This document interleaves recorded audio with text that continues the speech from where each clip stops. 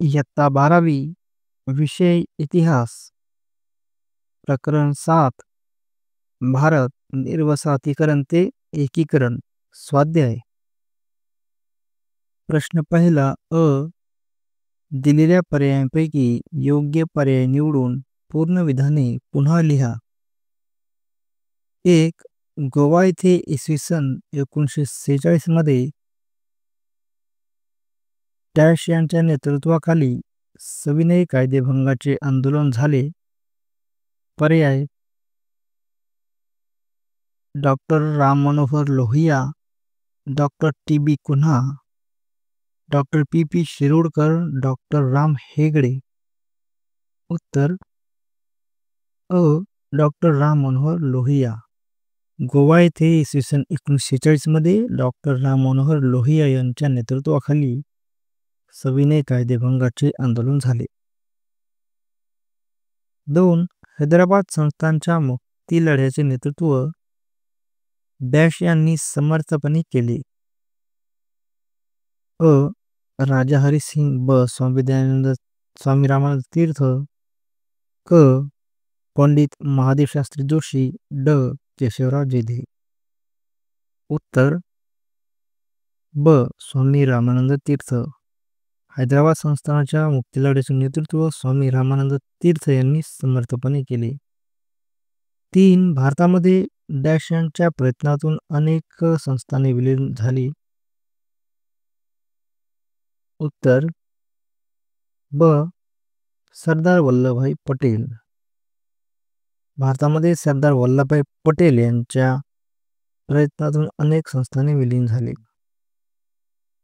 ब. पुढील संचामधील ब गटातील चुकीची जोडी दुरुस्त करून लिहा.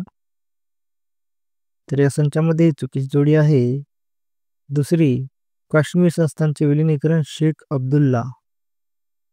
तर या जागी योग्य दुरुस्त करून जोडी होईल राजा हरिसिंग.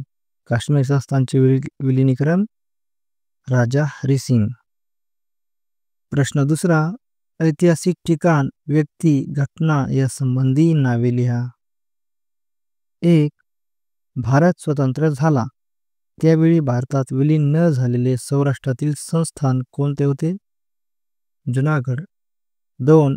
गोवा काँग्रेस कमिटीचे प्रमुख डॉक्टर टी.बी. कुन्हा. प्रश्न तिसरा, पृष्ठ क्रमांक 56 वरील नकाशाचे निरीक्षण करून दिलेल्या प्रश्नांची उत्तरे लिहा.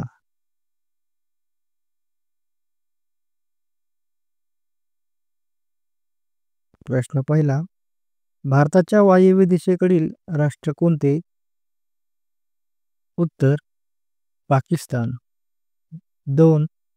भारतातील पोर्तुगीजांचे सत्ता केंद्रे कोणते? गोवा. पूर्व किनारपट्टीवरील फ्रेंचांची सत्ता केंद्रे कोणती?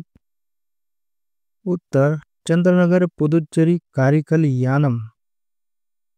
4. भारताच्या दक्षिणेस कोणते राष्ट्र आहे? श्रीलंका.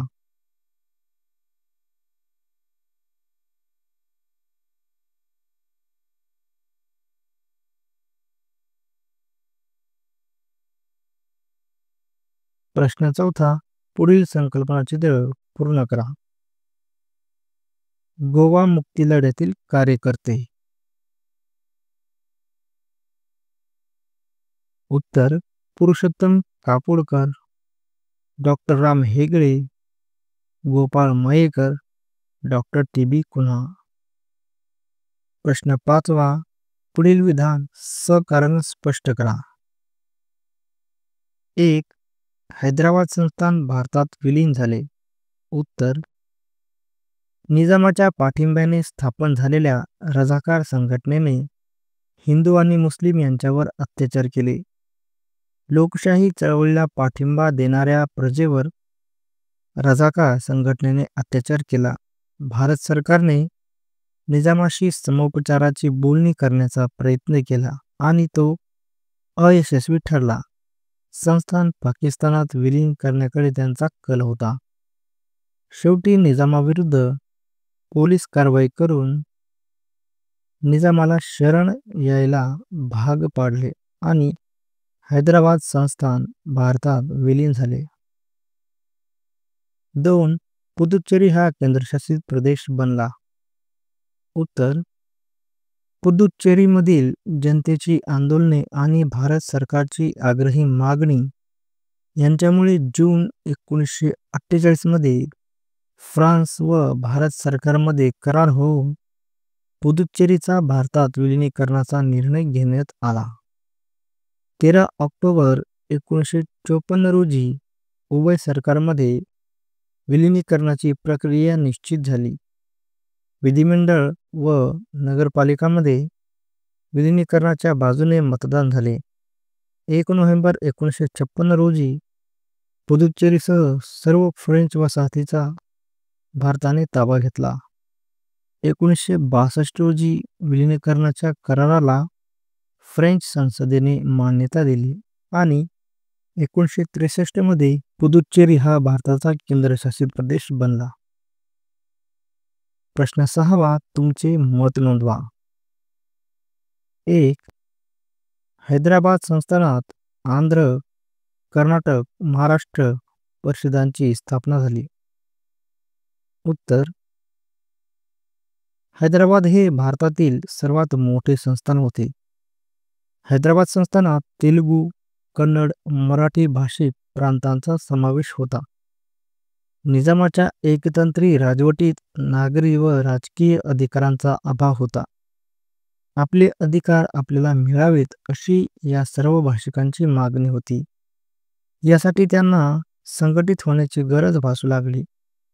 या जाणीवीतूनच संस्थानातील तेलुगू भाषिकांनी तेलंगण भागात आंध्र परिषद, मराठी भाषिकांसाठी मराठवाडा भागात महाराष्ट्र परिषद आणि कर्नाटक भागात कर्नाटक परिषद या संस्थांची स्थापना केली. 2. इसवी सन 1961 पर्यंत गोव्यातील पोर्तुगीज राजवट अबाधित राहिली.